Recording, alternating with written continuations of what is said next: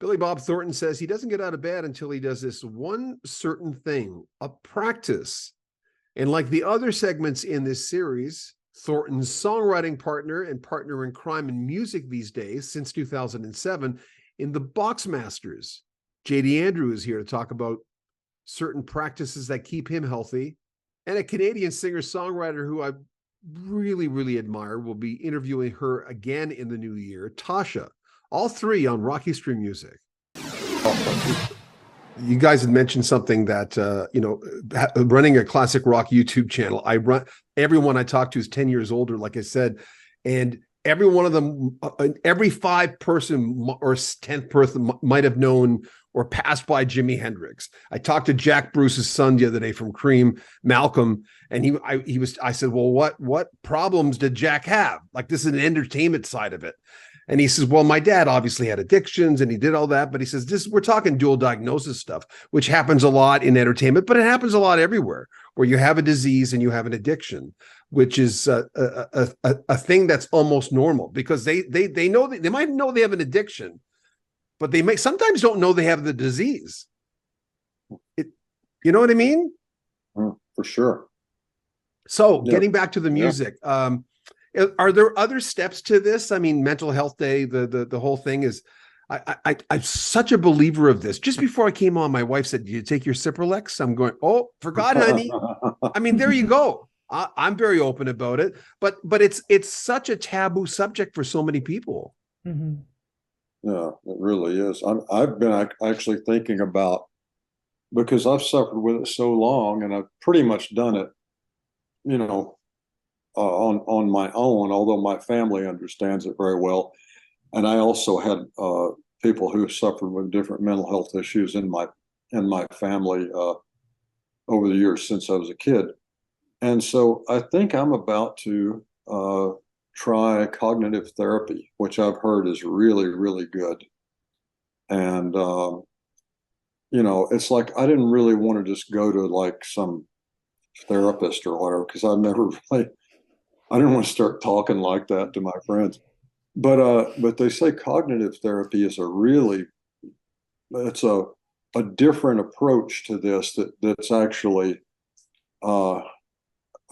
palatable, So I think I may try that. And my daughter is very shy and has some anxiety issues, and I think we're going to go together and actually try to alleviate some of it, because once you live with it for so long, sometimes you don't know it's as bad as it is, but it takes energy every day, especially when you have obsessive compulsive disorder along with an anxiety disorder. At the end of the day, you're exhausted, emotionally and mentally, and sometimes physically. So,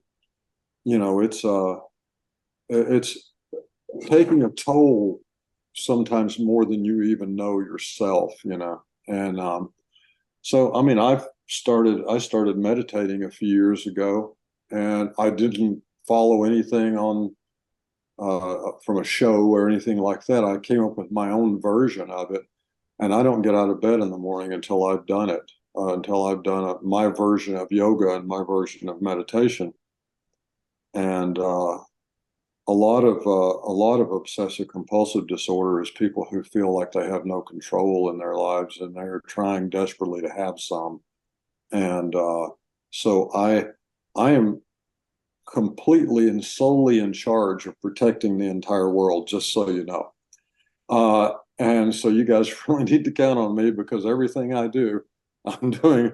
If I straighten out those magazines and get everything perfect, and if I do these geometrical configurations on the roof of my mouth and my tongue, I helped you out that day. Remember that. But anyway. It's very interesting how sometimes people just come together for the greater good to help out. Sometimes when people suffer from something or go through trauma, they find a kinship with other people who have gone through the same thing.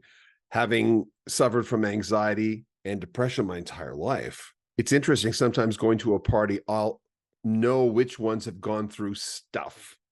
Not always, but sometimes. But there is a kinship there. I find that going through this process, I have more empathy for people. It's also made me more discerning.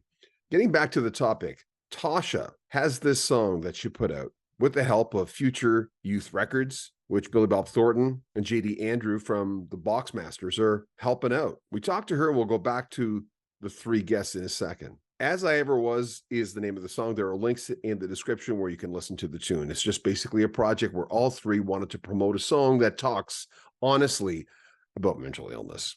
How did this latest project, how did this all come to fruition? So I work with Future Youth Records, and I've worked with them on a couple projects, and they reached out to me and said, "Hey, like, would you like to write a song about mental health? I know that's important to you, with the Boxmasters." And I went, "Yeah." So yeah, I wrote several different songs, and this is the one they liked the most, and here we are. I like a young lady who swears. Okay, I gotta say, I've tried every pill and I've read every book. I could so relate to this. And I called every friend, and I'm still fucked up as ever. Hold on a second. Yeah. Is there ever a thing there? Is there ever, because I mean, you got to be poignant and you got to be sharp because this is sharp. Was there ever a part of you that says, well, that F word, he needs to be in there? Well, you know what? I was actually not sure if I was allowed to put it in there because it's a youth-based label, and I wasn't sure if that was the look that they wanted for it. So, I remember when I sent the song through, I said, "Oh, and here's the clean version." Like I made with just saying stuck twice. And his name's Jason, and he was like, "Absolutely fucking not. We have to say fuck. Like, no way." And I think it ended up being a really great choice. I don't think the song would have worked as well without it. So yeah. But we'll have more from Billy Bob Thornton and his partner in Boxmasters, JD Andrew, and Tasha coming up in the next 2-3 days. And when the video is ready, we'll put the entire video together on our sister station where we put all our long form videos at Rock History Book. Remember, if you want to donate to the channel, there are links in the description where you can make a PayPal donation. You can also join our Patreon and get early access to our videos. Like our videos, share them on social media, subscribe to the channel, and comment on them as well. I'm John Bowden. This is Rock History Music.